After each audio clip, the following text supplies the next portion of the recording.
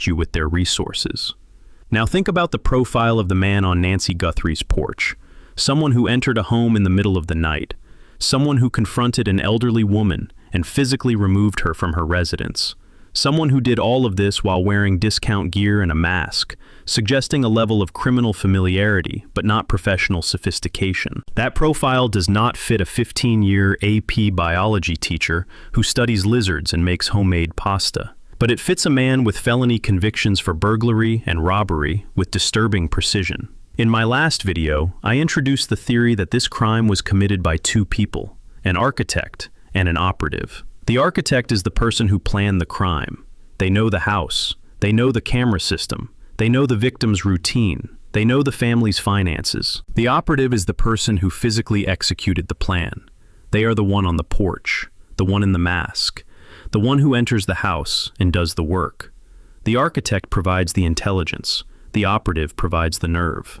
If Tommaso Cioni is the architect, then the question becomes, who in his inner circle has the criminal experience, the physical capability, and the willingness to be the operative? Dominic Evans is the first name that answers every part of that question. And then there is the DUI.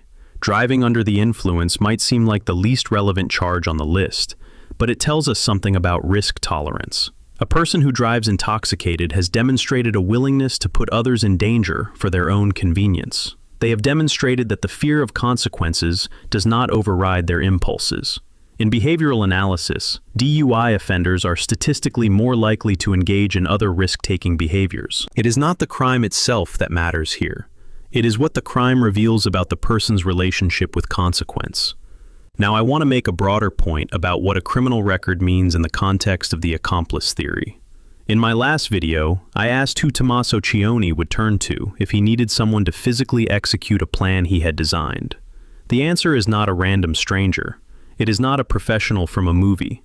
It is someone he already trusts. Someone who understands the stakes. Someone who has already demonstrated a willingness to cross legal and moral lines.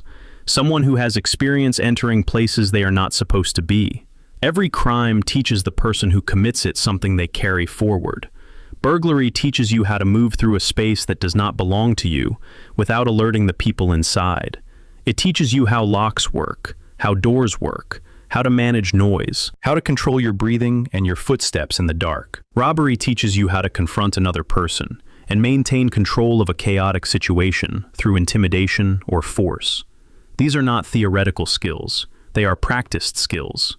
And once you have them, you do not forget them. They sit in your muscle memory